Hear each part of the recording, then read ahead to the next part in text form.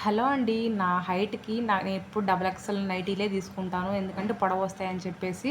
Loose ఏమో బడా loose వచ్చేస్తాయి. అప్పుడు నేనేం చేస్తానంటే నా సైజుకి తగ్గట్టుగా నేను స్టిచ్ చేసుకుంటాను. చూడండి ఇప్పుడు నేనైతే షోల్డర్ వచ్చేసి మొత్తం హ్యాండ్స్ అనేది ఊడదీసేసి షోల్డర్ నాకు 3.5 ఇంచు ఉండేలాగా చూసుకొని క్రాస్‌గా చంక వరకు కట్ చేసేసుకున్నాను. తర్వాత ఆ ఓల్డ్ నైటీ ఉంది కదా! అది ఎలా ఉందో అలా పెట్టేసుకొని సైడ్ మనము కుట్లు ఎంత వేసుకోవాలో అంత మార్జిన్ అనేది మనం చేసేసుకొని తర్వాత హ్యాండ్స్ నేను 5 ఇంచెస్ చూసుకొని మామూలు హ్యాండ్ లాగే కట్ చేసుకున్నాను అనమాట.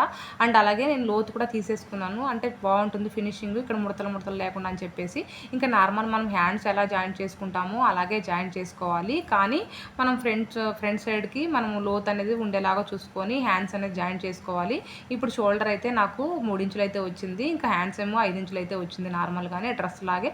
ఫిట్టింగ్ అయితే పర్ఫెక్ట్‌గా కుదిరింది. అండ్ అలాగే ఇంకా అక్కడి నుంచి క్రాస్‌గా మనం పై కుట్లు వేసేసుకోవాలి. అంటే ఇక్కడ కూడా మనము నడుము దగ్గర కూడా మనం కుట్లు అనేది కరెక్ట్‌గా వేసుకోవాలి. ఓల్డ్ నైటీ ఉంటుంది కదా!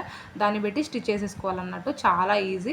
మీకు ఇది ఎలా కటింగు, స్టిచ్చింగు కావాలంటే నేను లాంగ్ వీడియో అనేది పోస్ట్ చేశాను. ఒకసారి వెళ్లి చెక్ చేసుకొని మీరు ట్రై చేయండి. చాలామంది ఉంటారు. అందరూ లావుటి వాళ్ళే ఉండరు. సన్నటోళ్ళు కూడా ఉంటారు. కరెక్ట్‌గా మెజర్‌మెంట్స్ రావు.